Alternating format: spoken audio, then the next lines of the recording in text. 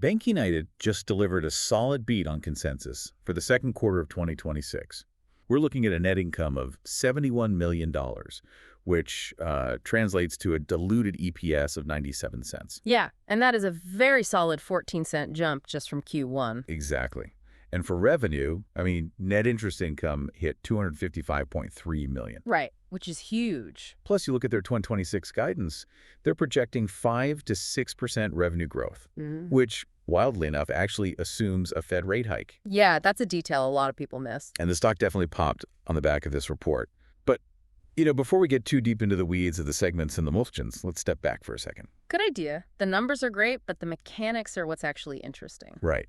Because imagine having $10 billion in cash and purposefully choosing to earn absolutely 0% interest on it. Yeah. In an era where you could open a phone app and find a 5% yield in like 3 seconds, who on earth leaves billions of dollars on the table for free? It sounds completely counterintuitive.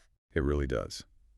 But today, we're doing a deep dive into that exact scenario. We're pulling directly from BankUnited's Q2 2026 earnings release, along with their accompanying investor presentation from July 22nd. Right, and the mission today is really to look under the hood of a regional bank.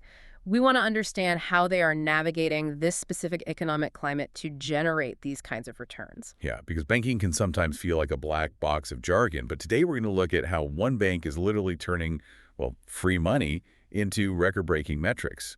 And they're doing it without chasing the newest fintech trends. Which is a fascinating look at modern banking. So much oxygen is taken up by the trillion-dollar mega banks or the flashiest algorithmic trading platforms. Totally. But what we see in these BankUnited documents is just a masterclass in deliberate, meticulous balance sheet management. It's a very old-school philosophy. Okay, let's unpack this. We already threw out the headline numbers, the 97 cents EPS and the $71 million in net income. And that net income is actually up 7% year over year. Right. The trajectory is exactly what institutional investors are looking for right now. Yeah. But to understand the actual quality of that earnings beat, we need to look at a metric called pre-provision net revenue, or PPNR. Okay, PPNR. Yeah, which Right. came in at just under $110 million for the quarter. I want to pause on PPNR for a second because it sounds like dense accounting jargon. If I'm understanding this correctly, pre-provision basically means this is the money the bank's core engine generated before management decided to take some of that cash and, stuff it under the mattress for a rainy day. Yeah. Like, it's basically looking at a company's pure operating profit before they go out and buy insurance. That is a highly accurate way to look at it, actually. Yeah. PPNR strips away the noise of management's forward-looking risk adjustments. Right. It essentially tells us, is the core business of taking in deposits and making loans actually profitable today? And a PPNR of $110 million indicates that their core engine is absolutely humming. Which brings us to the actual mechanics of that engine. The number that really anchors this entire earnings report is their net interest margin, or IN. Right. It expanded to 3.06%, which pushed their net interest income to that $255.3 million we mentioned.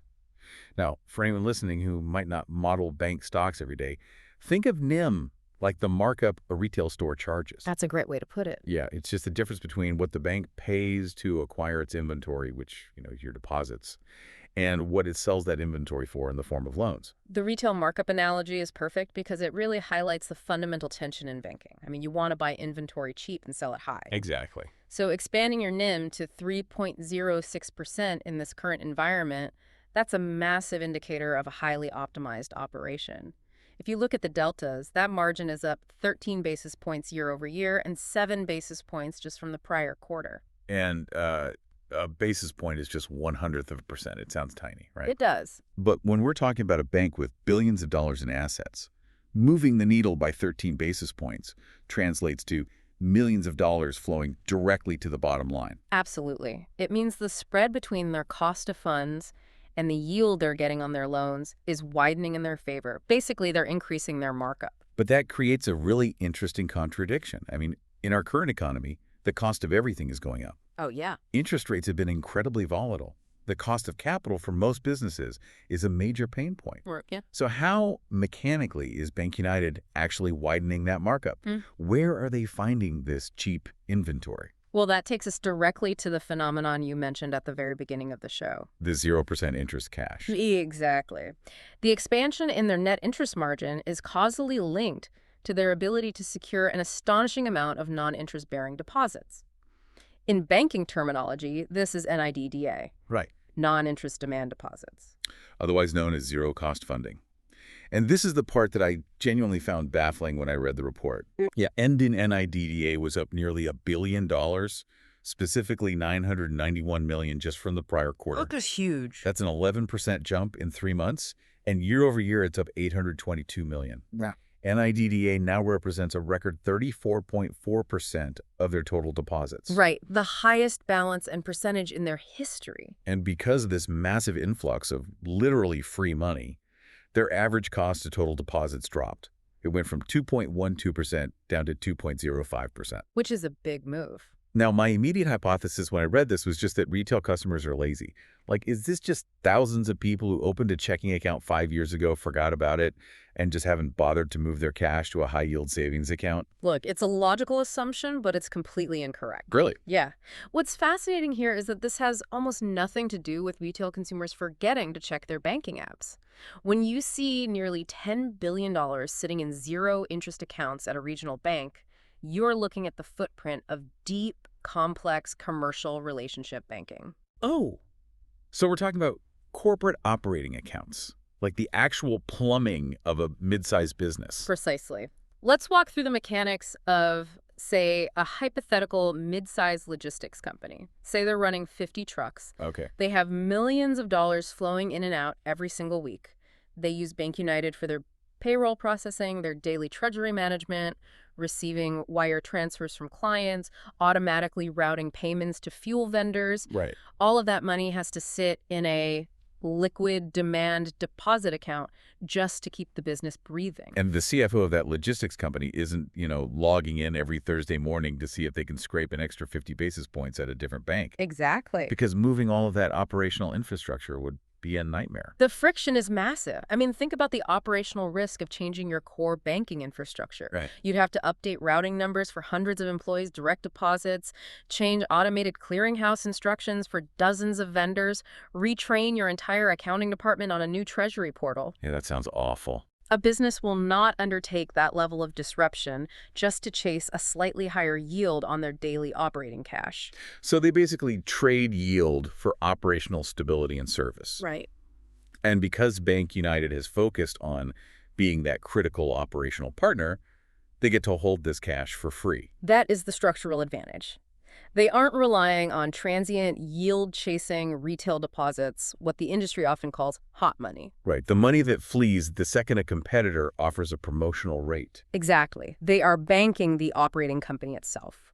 When you fund over a third of your entire bank with money that costs you literally 0%, and then you lend it out at commercial loan rates, that is how you build a 3.06% NIM. It is incredibly difficult for competitors to replicate. Okay, so they've secured this massive engine of free money. Now, the obvious next step for a lot of companies would be to lend all of it out as fast as possible, right? To grow the total size of the bank. You would think so. I mean, they've got cheap inventory. They should want to sell as much of it as possible to push their total assets higher. But when we look at the loan growth numbers in the report, that isn't what's happening at all. No, it isn't. And that is where their discipline really shows up. They aren't growing just for the sake of getting bigger. They are actively shrinking less profitable parts of the business to free up capital for the highly profitable parts. I found myself thinking about this like pruning a bonsai tree. Okay, I like that. Like, if you want a bonsai to be structurally sound and live a long time, you don't just let it grow wild in every direction. You actively take shears and cut off certain branches, even healthy-looking ones, because by removing them, you force all the water and nutrients into the strongest, most vital parts of the trunk. That analogy perfectly illustrates their balance sheet repositioning. For BankUnited, the branches they are aggressively pruning are wholesale funding on the liability side and non-core loans on the asset side. Let's break down the liability side first. Yeah. The presentation shows that wholesale funding, specifically something called broker deposits, declined by a massive $1.4 billion. Yeah. And that's both quarter over quarter and year over year. So broker deposits now represent only 10.5% of their total deposits. For the listener, what exactly is a broker deposit and why is shedding $1.4 billion of them such a big win? Well, a brokered deposit is essentially buying funding in bulk on the open wholesale market. Okay. Instead of building a relationship with a customer, the bank pays a broker to bring them large blocks of deposits. It is the definition of hot money. Ah, see. It's highly rate sensitive, incredibly expensive, and provides absolutely no loyalty or relationship value. So by replacing those expensive purchase deposits with the zero-cost commercial deposits we just discussed, they drastically improve the efficiency of their funding base. They cut off the most expensive, least loyal branch of the tree, and they're doing the same thing on the asset side. The report notes that average core loans increased by $195 million, which is about 1% for the quarter. But total average loans were basically flat. Management attributes this to purposeful runoff. Right. As an example, their residential loan portfolio declined 3% for the quarter and 8% year over year. Why would a bank want fewer residential mortgages on their books? It really comes down to the mechanics of interest rates and opportunity cost. A traditional residential mortgage is usually a 30-year fixed-rate loan. Right. If you hold a block of mortgages that were originated a few years ago at, say, 3 or 4%, and the current market rate is much higher, those assets are just dragging down your overall yield. Because they're stuck at that old low rate. Exactly. Yeah. So by allowing those residential loans to run off, meaning they just let borrowers make their normal monthly payments or pay them off when they sell their house, without originating new ones to replace them, they slowly extract their capital from that low-yield branch. And they redirect that recovered capital into their core commercial loans, Yeah. which I assume are floating rate and much higher yield. Exactly. Commercial loans are typically tied to a floating benchmark rate, meaning if the broader interest rates stay high, the yield on those commercial loans stays high. Right. So they're systematically flushing out expensive liabilities and low-yield fixed-rate assets and replacing them with zero-cost liabilities and higher-yield floating-rate assets. Which perfectly explains how they are generating so much profit without necessarily growing the total footprint of the bank. Yes. They're trading sheer volume for high margin quality. But that naturally leads to the next question. Yeah. If they're making all this profit on these commercial loans, where is that profit actually going? Like, why aren't they just paying out massive special dividends today to make their quarterly numbers look even better? Because they are playing a long-term defensive game. The balance sheet repositioning isn't just about driving profit today, it's about insulating the bank against risk tomorrow. And if we look at their credit quality metrics, this strategy is paying off in a major way. Yeah, the numbers on their bad loans are genuinely surprising. Yeah. Non-performing loans, or NPLs, which are the loans where borrowers have actually stopped paying, are down 19%. Yeah. Just from the prior quarter. Right. That's a $51 million drop. Year over year, NPLs are down an incredible 40%, dropping by $152 million. It's massive. And their actual net charge-offs, the money they formerly recognized as unrecoverable losses, are basically a rounding error at just 0.11% of average loans. Very low. But here's where it gets really interesting.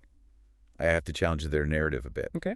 If their bad loans are dropping this dramatically, and their actual losses are essentially zero, why did their allowance for credit losses, their ACL to NPL coverage ratio, surge to 97.14% from 75.9%? That's a great question. Right. They're now holding almost $1 in reserve for every single dollar of non-performing loans. Furthermore, their total commercial ACL is sitting at 1.30%, but they specifically broke out their office portfolio reserve, which they bumped up to 1.98%. Yep. So, if the loan book is so clean, why are they hoarding so much cash in reserve? Are they seeing some catastrophic commercial real estate crash on the horizon that the rest of the market is ignoring? Well, if we connect this to the bigger picture, it's not about predicting a specific catastrophe. It's the deliberate construction of what the industry calls a fortress balance sheet. The fortress balance sheet. Right. Let's use an analogy. Imagine a highly profitable shipping company that decides to create a massive self-insurance fund. They take a large chunk of their profits during a year with perfect weather and just lock it away. Okay. They aren't doing it because they know a hurricane is hitting tomorrow. They're doing it because when a hurricane eventually does hit, they won't have to touch their operating budget to repair the ships. So they're prepaying for the worst-case scenario during the good times. Precisely. The easiest time to build up your reserves is when your credit quality is pristine and your profits are high because it doesn't strain the organization. Think about that 1.98% reserve specifically on the office space portfolio. Yeah, the office space one stood out to me. Everyone knows commercial office space has structural headwinds right now, right? Remote work, declining property values, all of that. Exactly, refinancing hurdles. By publicly parking a nearly 2% reserve against those specific loans, while their actual losses are only 0.11%, management is sending a very clear signal to the market. They're saying even if the commercial real estate market completely craters next year, it won't impact our earnings because we already absorbed the cost today. Exactly. It thoroughly de-risks the investment thesis for anyone looking at the stock. They are sacrificing a bit of immediate, flashy profit today to build an impenetrable wall around their future earnings. And the ultimate payoff of that de-risking strategy is capital return. Yes. I mean, when you don't have to worry about whether your bank can survive a stress test, you have the flexibility to reward the people actually holding your shares. Which brings us to the capital metrics and their 2026 forward guidance. This is where we see the tangible results of all that pruning and fortifying. Their CET1 ratio sits at 12.3%.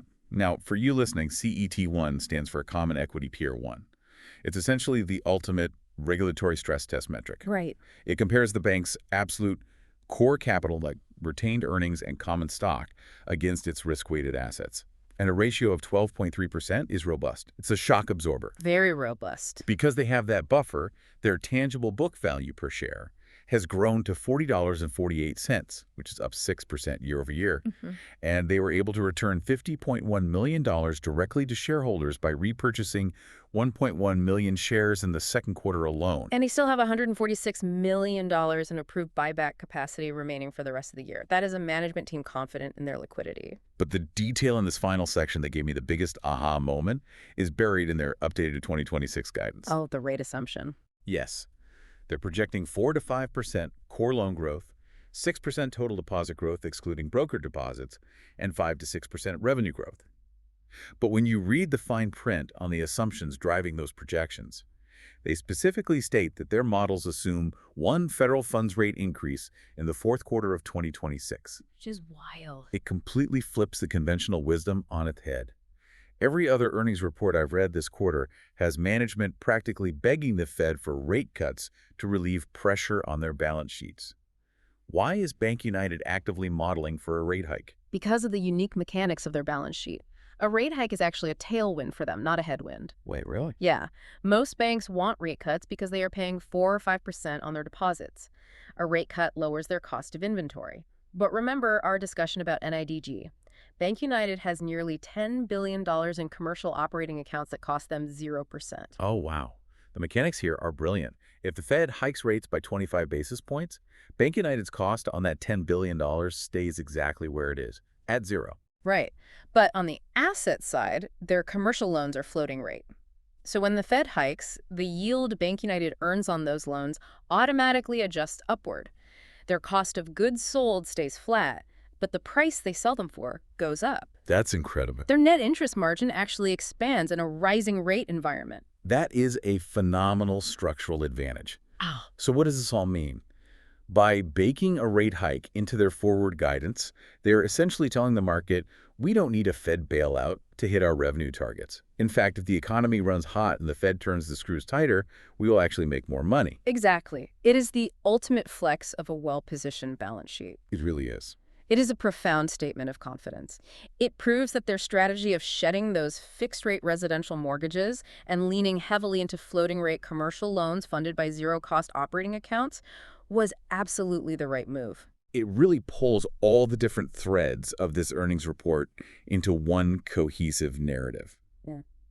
So to synthesize all of this for you listening, it is incredibly easy to get distracted by the noise in the financial sector. Oh, for sure. The trillion-dollar mega banks, the algorithmic trading apps, the constant speculation about what the Federal Reserve might do next month. But what BankUnited's Q2 report demonstrates is that true, durable financial performance doesn't require a crystal ball or a flashy new app. By relentlessly focusing on being the operational plumbing for mid-sized businesses, they capture billions in free funding. Yep. By ruthlessly pruning their expensive non-core assets, they force their capital into the most profitable avenues. And by aggressively pre-funding their reserves when times are good, they build a fortress that allows them to thrive, regardless of whether interest rates go up or down.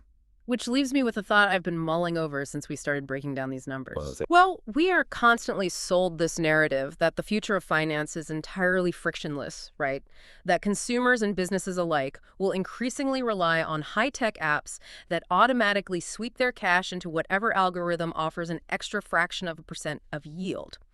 We are told loyalty is dead. right, the whole yield-chasing culture. Exactly. But if a regional bank can generate nearly $10 billion in zero-interest deposits simply by prioritizing the deep, unglamorous operational plumbing of commercial relationships, what does that tell us about the blind spots of the current fintech revolution? Oh, that's a great point. Is it possible that the ultimate winner in the long-term future of banking won't be the institution with the smartest rate optimization algorithm, but rather the one willing to do the deeply sticky old-fashioned work of just being a company's indispensable partner? That is a fantastic question to leave you with. It suggests that while the delivery mechanisms of finance might evolve, the fundamental gravity of a deeply integrated relationship hasn't changed at all.